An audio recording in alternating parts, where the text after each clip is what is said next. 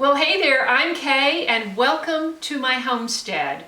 This is my friend Teresa, and today we are going to start our canning series by discussing all the basics, all the essentials that you'll need to can, and we're going to talk about Presto Canner versus AllAmerican. So don't go anywhere. Awesome.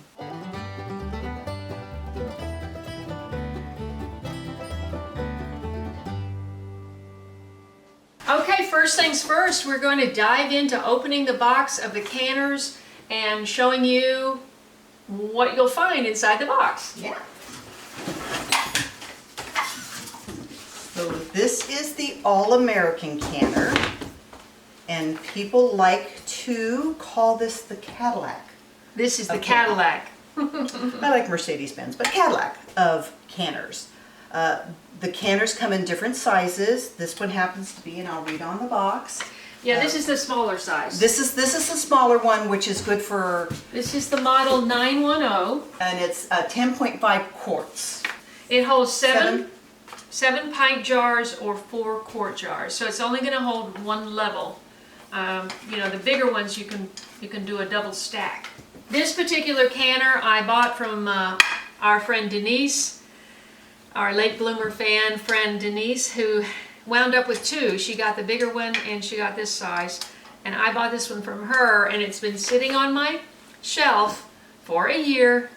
And Teresa, who does a ton of canning and prepping, is down visiting me for 2 weeks from Idaho, and she's going to dispel any fears I might have about pressure canning. Absolutely.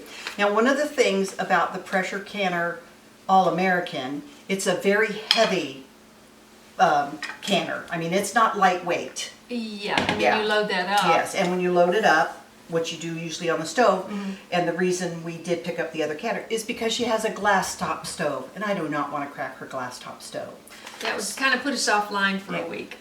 So these twist things here on the side of the canner are what help to put the pressure into the canning when you're heating it up to can and get the pressure up. Okay, I want you to just turn that and see how they fall to the side. Yeah, they do. There's 6, and when you have your items in the canner and you're building up your pressure and this squeezes onto the canner, these get done this side, this side, this side, this side, and you twist them tight when you do this. In that order. In that order. Well, yeah. And in other words, you balance from side to side. Correct. You don't do all three on one side and three on the other side. Yes, and I'm going to take these off because we're going to look on the inside of this beautiful canner. Before you do that, I just want to mention, this is something that you'll find inside your box, and you don't want to lose this. This is, what is this called? It's called it's a weight when it's on the AllAmerican. Pressure regulator weight. With canning, every canning pressure, 10, 15, and things like that, are all done by your altitude. Kay happens to be, what was your altitude? You told me 700? Yeah. So she's going to be canning at 10 pounds. Right. So with the AllAmerican, and I'm going to try and do this, when you lift this off, you can see it's a very, very heavy-duty industrial pressure canner. And you'll see the book, and they have 6 different sizes. So they have really big ones. Yeah, this and one's smaller. Awesome. Wow. Take out. It's great because it's designed and manufactured in the USA. That it is. The only issue for not using this week, because I do want to use this. Yes. We may be able to use it on my gas burner outside. That's what I would like to show you how to do that. She was just afraid that if it did crack my stovetop, that we wouldn't be able to do anything. We would be eating takeout for the entire week. You can't eat takeout here. I know. That's, so the the AllAmerican also comes with this raised level that you put in your canner, and you never want to put your jars directly on the bottom. So if you didn't have one of these, you could put a washcloth or anything, but this is what they come with, and it's a rack, and you just set it in the bottom of your canner, and then you take your canner, you rub olive oil. Some people do Vaseline, but olive oil seems to be a favorite. Coconut oil. Coconut oil can be one of them. And you put it around the rim because it does not have a gasket like the Presto does. And then there's arrows that allow you to, let me get the I arrow. see this one. Yeah, so that's where it's, if I didn't twist it too hard. So then when you put these on, you match up your arrows and that's now on there. And then you would take your, well, you want this, don't trust that, do that. You want that on there to hold that. This, Oh, yes. This will I see. eventually, it eventually works itself into a good position, and then you would start from side to side putting your items in there. Now, of course, your cans are in here, your water's in here, you've done all of that. This is just a general principle Yeah, we're about just giving you the canner. very basics. You'll learn more with the Presto when we do our canning chicken. And this is the gauge, and so once all this stuff is done, this gauge will go up to a certain point. This will vent, and you'll learn all that with the Presto, and then this weight goes on. When a certain amount of steam is coming out. Yeah, the steam will come out of this. It'll vent you need to vent it for 10 minutes, and then once it vents, you find your number on your canner here, and that would go on there, and then you wait for your canner to come up to pressure. Now we'll get more in depth on the Presto because that's the one we're using. We'll be step by step since we're not canning in this one today. Okay. So Kaye does not want to lose this, so she's going to find the same exact spot. Some people put it in their canner when they're done. I have mine right by a drawer, right by my stove. Whoops, sorry, my fault. Heavy. Whoops. That's right. So now I'm just going to twist this so we can Wait, get... can I put it in there? You sure The weight's can. always in there. Sure can. Let me just get this lid off that we... Oh, sorry. I didn't realize that. There you go. Okay. And you want your book in there? Yes. Instructions and recipes. Yeah, this company has been making canners for, Yes. well, we could find out on there, I'm sure. Oh, yeah. And for me, Right here. my whole thing with canners is if I had a gas stove, I would be using my AllAmerican probably 99% of the time. I am a daredevil and I do use this canner on my gas top stove, but I On just your hope electric. my electric stove. I'm Yeah. hoping it breaks so I can get a gas stove. Do every one of them. Some people Doesn't don't. matter. Doesn't matter. No. So as long as you can pick it up and put it back over here, and Yeah, we will we let can this just- stick in. Yeah, we can just leave it right there. Yeah. Okay, great. All right, so I think we have to pop the tape on this. Yes. So, And this is a Presto canner, and when I realized that Kaye had the glass top, we immediately went out searching. oh, it's sideways? You want to pull it out this way? Yeah. And we searched for this A big one. A canner. We wanted a nice one. We wanted one that allowed her to can more at the same time. I believe in canning smarter, and if you are going to can pints, you can do 2 levels on this one. Watch. Good. I'm going to set that down there. I think this is loose. Now the fun part about this canner is we have to do a little fixing of this canner, putting Here it are together. the two. Here's the Yeah. weight and the gauge. Okay, this is a jiggler when it's on the Presto. Jiggler. The weight is the same as the jiggler. It is, Okay. pretty much, but you know, Yeah. if you want to use the fancy term. Okay. Okay. But once again, you have the book and various little warranty, I guess, or Yes. cautionary things, and then you have the rack that you set your jars on. Now, interesting enough, when I bought one of my Prestos, I have, I think, 5 canners, one of my gauges didn't work. The customer service at Presto was amazing. I called them up, I said, look, I just bought this, I can't get it up to pressure. She says, we'll send you another one out. So, that was fantastic. This little gauge, you have to put it on your Presto. So it has a ring. Ooh, sorry. It's your canner. And a little white gasket here at the bottom to help give it a good seal. And Kaye's going to Okay. take that out and we're going to get this on here. Okay. This is really, other than watching different things, this is really the only maintenance you'll have to do with this. So I'm going to try and keep this up here and not damage your brand new. And you want to have this gauge eventually facing towards you. because this little spot on here has to pop up.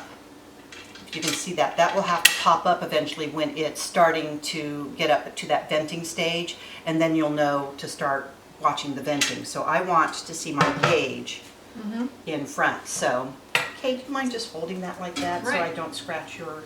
And I was just going to say while you're doing that, this is a, how many quarts? Oh, it was a lot. I mean, we got the biggest one we could find at this point in time. I think it's on the outside. I think it was like a 23 quart or something like that. So you're going to get this in, and you're going to start twisting, and then you try to get it to face forward. It may not always face forward. You just kind of have to do that. So can you just hold it for me, because I'm going to have to tighten it. Okay. Yeah.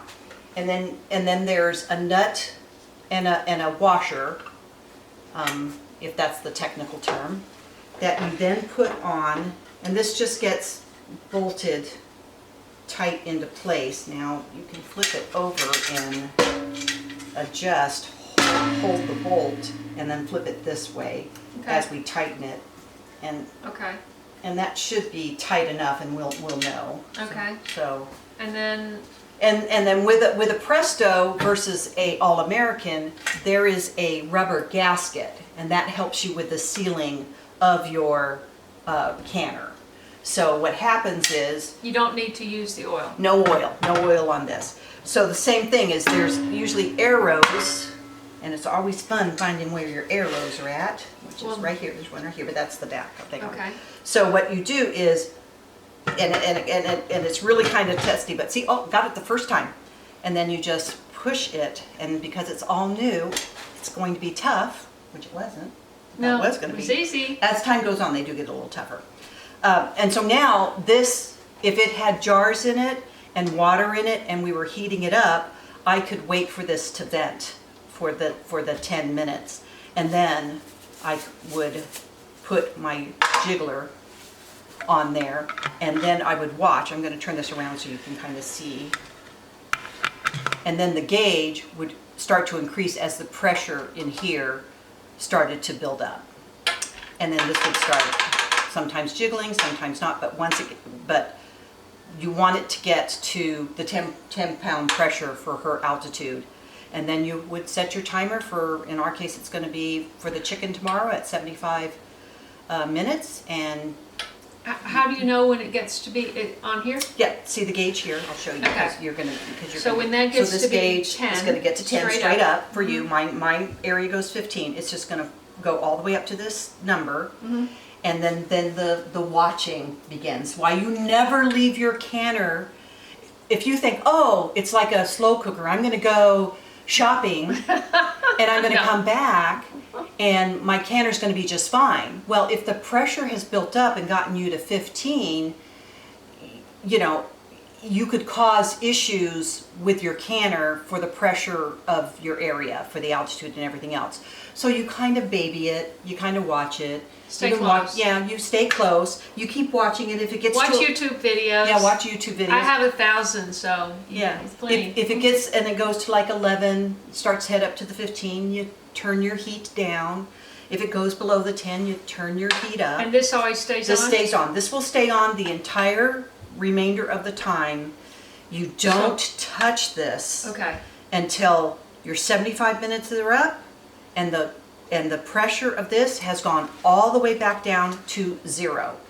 Then, only then, will you pop the lid off like this, lift it, well, did forget a step. You would take the jiggler off at that point, pop. Steam comes out? There should be no steam coming out of here, but that's why you take that off when it's at 0, because then it's telling you the pressure's gone. But you still have a hot little... Right.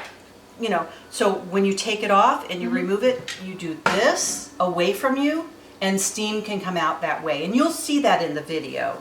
And then you just set the canner like that and just let it cool down. A lot of people like to hear those pings, so they will do it at a certain point, and then they'll set their jars on a towel, and then they'll just wait for ping, ping, ping, ping, ping. And then after you have your pings, 24 hours later, you can wash your jars and put them on a shelf take your rings off and go from there. Like take a rag Yeah, and yeah, you're just gonna, I mean, I literally put a sink of soapy water and I just wash my jars. The rings are taken off. It's another way to test, to make sure everything's good. You don't have a false seal. I sometimes do a spoon test. I'll show you that, that trick great. too. And all this, as you can more, you just know. But we Yeah. got beginning canners. So Right, we want to exactly. do every little step that we can. Right. And so that's the Presto. That's awesome. So let's move along and just talk about some of the other stuff you need. So you have an overview of the AllAmerican and Presto pressure canners, and we're just going to go over the implements you need whether you are water bath canning or pressure canning. And this is a great little kit that I picked up. You want to take it out and show Yeah. them the various... And for everybody needs the same equipment to can with. I mean, you can find shortcuts that, you know, your house, your rules kind of thing, but these are pretty much the basics. And this particular kit is not expensive at all. No, Has they're everything you need. You can also find these at thrift stores. This is a grabber, as they call it, and this what helps lift your jars. And you hold it real tight and it lifts your jars in and out of the canner when it's hot and when they're cold. And you do need to hold it real tight because Yes. what happened to me one time, Oh, I was water bath canning and the jar slipped and went back into the pot and the hot water flashed up Yes. into my face. Fortunately, I had my glasses on because it burned around my eye, but not my eye. I tell you, canning, Have to be careful. be very careful. This is a magnetic lid grabber. So like if you had your lid, these are the 4-jar lids, they are going to be helping us with a sponsorship of our canning video. And you can grab that out of your hot water. You'll have a hot thing of water and you will be soaking them so it softens the rubber a little bit. So very important. You don't It's- boil them, you just No. put them in hot water. Just for hot Wash water. them first, you Yeah. know. But yes, let me just mention that I have a new affiliate, which is 4 jars, and they have sent me a bunch of, probably more lids than I'll need, for, at least for this year. Oh, absolutely. They've been very generous. And I'm going to also be giving one away, right? Yes, we do have Yeah, I'm going to do a some- giveaway, so stay tuned and follow my community page for announcements. Yeah. Go ahead. And then this is a debubbler. So when you have food in here and your liquids and things like that, sometimes you have to debubble. So you go around and you'll get a more accurate view when we have product or food in the can. And then this measures. When they talk about headspace, it's going to measure the headspace that's required by certain things. After you become very prolific or Proficient. thank you, the right word, you will not necessarily need one of these, You but can you will eyeball it. always need to have a debubbler. A lot of people use chopsticks. Yeah, To just, debubble. why is it bad to have an air bubble in your canning material? Well, anytime you have an air bubble, you have a chance of the pressure being off and the canner or the jar not pressuring right. And you also have, if you have too much headspace, like in chicken, if you have too much headspace or not enough headspace, the chicken releases their moisture. You know, everything has a water content. And so when it releases, you could actually pop the lid off in your canner if you have it too full. They now suggest to do it like 1 1/4 headspace. Inches. That's the new rule, 1 1/4. Okay. Yeah. Good to know. And stuff. They have other things in here that one is a jar opener. I've never used it myself, but it allows you to grab the jar and twist it off. And this particular thing I bought separately, and you can just leave your lids in a small saucepan, warm in some warm water on the stove until you're ready for them. If you put this into the pan, then it's very easy to use your lifter. Where'd it go? It's down at the bottom, I think. Yeah, your little magnet. Because sometimes they stick together because it's a strong magnet and you got 2 stuck together and they're hot and you're, Yes. you know, you're trying to manipulate, and this one you can easily just pull one out at a time. You have a funnel. They come in metal, they come in all different colors, they come, you know, all different. I need a wider one too. Yes. It's really great if you have a wider one. And so when you're putting in your food, it protects your rim from sometimes having more food debris, and I'm going to use the word debris just because you do have to wipe your jars when you come. Well, it's inevitable. If you did not have that funnel, I mean, it would just be dribbling down all over, and you're trying to wipe these jars off when they're super hot and burn your hands. No, you don't want to do that. You have to have a funnel. You must have jars. Now, jars will come in different sizes. This is a quart, and this is a wide mouth, or excuse me, a regular mouth. One word. Go ahead. And this is a pint. Okay, so those are two sizes that you can can in. You can water bath in half pints and jelly jars, as they call them. Both of these, or all of these are that we have displayed right here is regular mouth, but you can also do a wide mouth. We just picked up some more towels because you don't ever want to set your hot jars. Yes. On. Did you say that already? No, I did not. On the countertop. And so if you have a nice substantial towel, it's great to be able to put your hot jars, because the hot jar on the cold, I mean, this is cold right now and it's not even cold in here. So that could just crack the jar and everything goes. Yeah, and you lose it all. Or you lose that jar, and then nothing's worse than spilled, food. I mean, yeah, especially after you go to all that work. Yeah, with food waste. So, well, awesome. if you're interested in more videos like this, please leave me a comment below. I hope you subscribe to my channel and look forward to the rest of the series. While she's here, some of the things we're going to do, we're going to pressure can Cushaw squash. Yes, we've got a squash.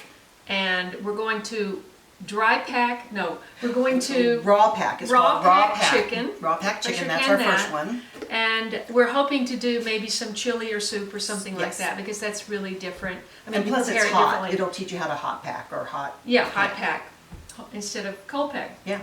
All right. Awesome. Well, thank you so much for tuning in, and I hope you'll share this channel and like the video on your way out, and I look forward to seeing you in the next video.